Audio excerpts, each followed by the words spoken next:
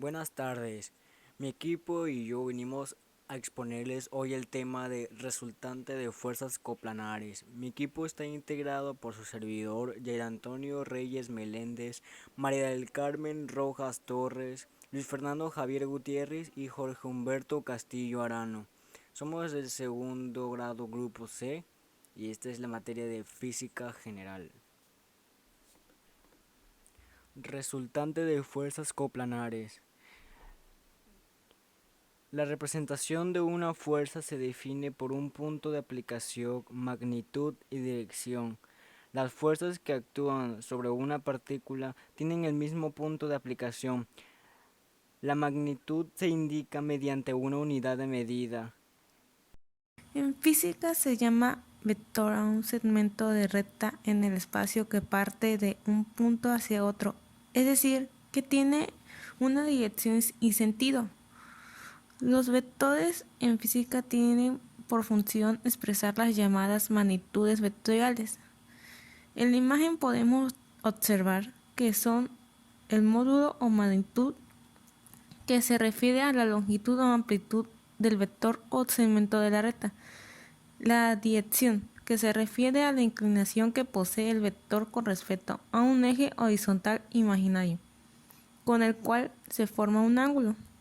El sentido, se refiere a la orientación del vector indicando por la cabeza de la flecha del vector.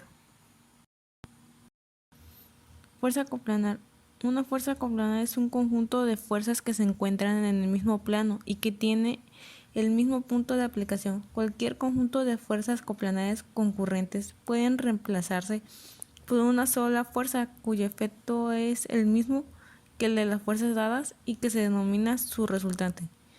Entonces el resultante es la fuerza de un sistema de vector que produce por sí mismo igual efecto que los demás vectores del sistema, por lo que el vector resultante es capaz de sustituir un sistema de vectores.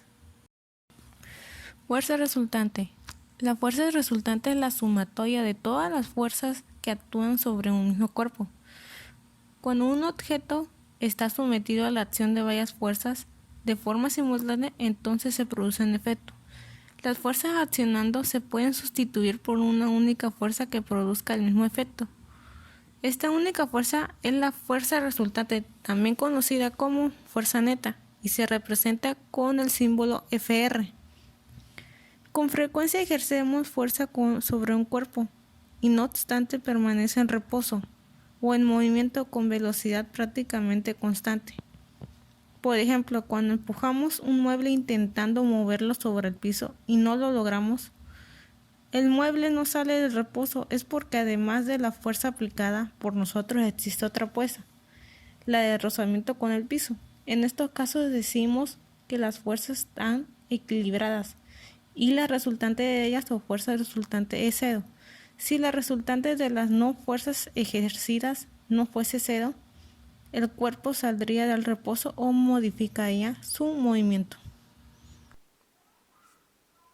Fuerzas coplanares. Las fuerzas coplanares son las que se encuentran en un mismo plano y en dos ejes. Como vemos aquí en la imagen de la izquierda, están los dos ejes en el eje de las Y y en el eje de las X. Fuerzas no coplanares. Las fuerzas no coplanares que se encuentran en más de un plano, es decir, en tres ejes. Como vemos aquí en la foto de la derecha, vemos que las fuerzas coplanares indicadas con flechitas se encuentran ubicadas en tres ejes diferentes, uno en el eje de las Y, otro en el eje de las X y otro en el eje de las Z. Resultante de sistemas de fuerzas concurrentes y coplanares en su forma gráfica. Un sistema de fuerzas concurrentes es aquel para el cual existe un punto en común para todas las rectas de acción de las fuerzas componentes. La resultante es el elemento más simple, el cual puede reducirse un sistema de fuerzas. Resultante de fuerzas coplanares. La representación de una fuerza se define por su punto de aplicación, magnitud y dirección. La fuerza equilibrante surge de unir el extremo de la F3 con el comienzo de la F1. La flecha de la equilibrante va hacia el comienzo de la F1. La primera fuerza. Conforman un polígono de fuerza cerrado. La equilibrante es una fuerza de igual recta de acción, intensidad y sentido contrario que el del resultante. Se trata de un problema de equilibrio por composición. La descomposición de fuerzas en componentes rectangulares consiste en hallar las proyecciones de una fuerza sobre dos ejes cartesianos. Esto también quiere decir que se transforma una fuerza en otras dos que se encuentran sobre los ejes y que sumadas dan la fuerza original, dada desde el inicio. Debido a que entre las fuerzas y los ejes se forman triángulos rectángulos, al descomponer una fuerza consiste en hallar dos catetos a partir del valor de la hipotenusa y de uno que otro ángulo.